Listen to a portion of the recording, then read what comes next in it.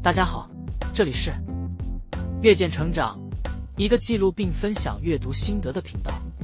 如果你有觉得值得一看的好书，欢迎留言告诉我。那么，我们开始吧。你相信语言能够改变我们的生活吗？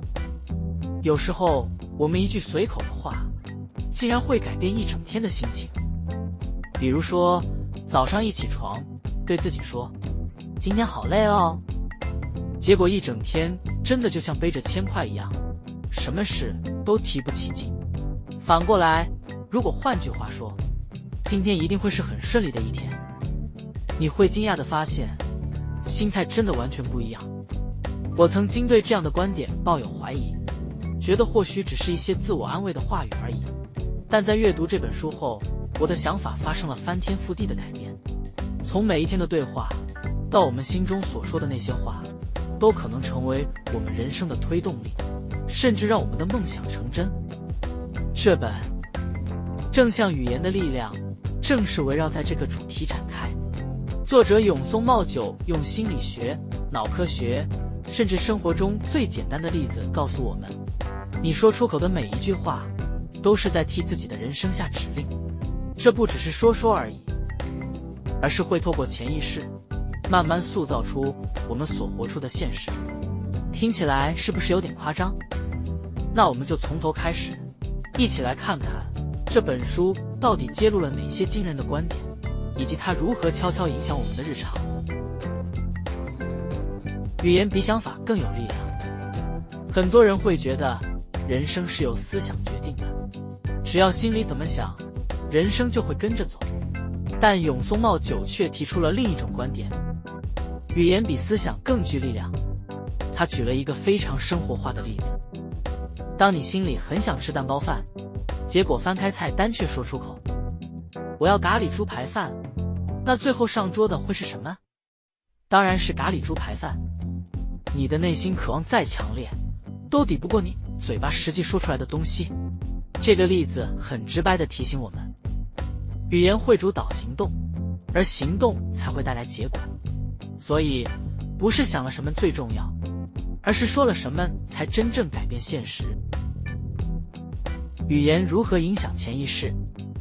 接下来就要讲到一个关键：潜意识。我们大脑能够意识到的东西，其实不到3%，剩下的97%全部都在潜意识里运作。潜意识就像一个巨大的过滤器，书中用滤网来形容，它会筛选出我们特别在意的资讯，再回馈到生活中。举个例子，如果你最近很想买车，会不会突然觉得路上到处都是那款车？这就是潜意识的筛选功能。而语言就是决定滤网怎么设定的密码。当你说我办不到，滤网就会开始帮你搜集所有失败的证据。但当你说我一定办得到，潜意识就会主动帮你找出能成功的方法。这里再举一个看完本书后的生活观察：工作中有个同事遇到困难时，习惯性会脱口而出又雷到，怎么这么衰，怎么都遇到这种。后续经过一段时间的观察后，发现这样不好的状况真的反复发生在他的身上。是不是觉得神奇？我想这就是潜意识发生了作用。这就是为什么成功的人往往更注意自己用的词语，因为每句话都是潜意识的设定值。故事启示：找到钱包的奇迹。书中有一个小故事让我印象非常深刻。有位男企业家和女企业家一起上了永松茂久的课，课程中提到相信自己办得到就会办得到。结果课后男企业家不小心把钱包弄丢了，里面还有20万日币。他立刻认定找不回来了，整个人沮丧到不行。但女企业家却说，老师不是教过我们吗？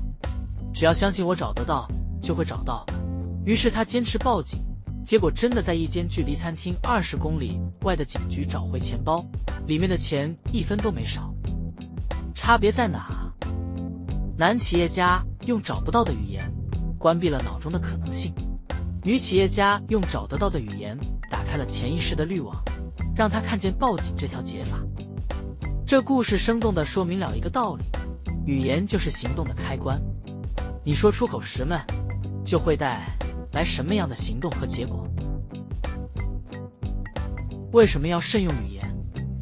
你有没有注意过，我们常常会习惯性谦虚，像是别人称赞我们你做得真好，我们总是回没有啦，我还差得远呢。看似谦虚，其实是对自己的一种否定。久而久之，潜意识真的会以为你不值得被称赞。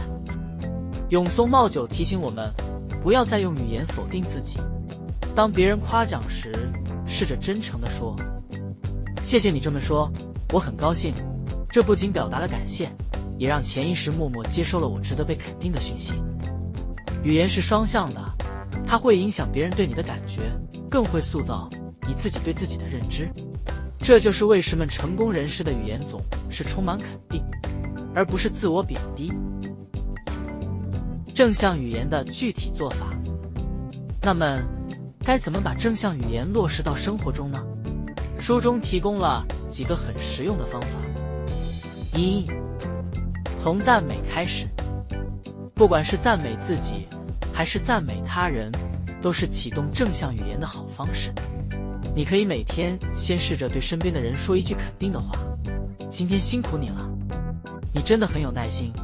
这些简单的话不仅能让对方开心，也会让你的潜意识感受到我是能带来好影响的人。2. 建立正向环境。在日常生活中，我们常常会遇到一些不如意的事情，这时我们会有情绪反应，并且很容易陷入抱怨中。人会受环境影响很大，如果你周围充满抱怨和负面语言，很容易被拖下去，并且影响我们的心态和行为。所以要刻意创造正能量同温层，和乐观的人互动，让自己每天都能听到鼓励的话。这样的氛围会加速你培养出正向的语言习惯。3. 每天给自己正面暗示。就算一开始觉得有点别扭，也要勇敢对自己说：我办得到。这句话像是心灵的魔法口令，可以帮你切换潜意识的滤网，让大脑开始寻找实现的可能性。这样的话语能激发你的行动力，帮助你保持积极的心态，并朝着目标迈进。是，找到你的福星。书中提到，成功人士身边一定会有一些亲切的好人，他们总是给予肯定和鼓励，这些人就是你的福星。试着多和这样的人保持联系，他们会成为你坚持下去的后盾。语言的回力镖效应。永松茂久还提出一个有趣的比喻：语言就像一把刀，会煮菜的厨师知道该如何珍惜刀具，因为不小心就会受伤。同样的，语言若随便使用，也可能伤到自己。说出来的每一句话，最终都会回到你身上。这是我看完本书经常拿来提醒自己的一段话：当你经常抱怨，生活就会充满抱怨的素材；当你经常感谢，生命就会吸引更多值得感谢的事物。所以，如果不小心说了气话，也要记得补上一个好的结尾。例如，虽然今天很累，但我相信明天会更好。这就是用正向语言替自己收尾，避免让潜意识吸收过多负面暗示。终极好话，感谢你来到这个世界。书中最后分享了一句非常温暖的终极好话：感谢你来到这个世界。这句话听起来简单，却蕴含强大的力量。它不仅是对他人的肯定，也是一种深层的感谢。永松茂久甚至把它用在餐厅的庆生会上，每当顾客或员工生日时，全场一起对寿星说：感谢你来到这个世界。很多人听到这句话时，甚至会感动落泪，因为这是最深层的存在肯定。人生最大的动力，就是来自我存在是有价值的这种感觉。而正向语言就是给予自己和他人最直接的存在肯定。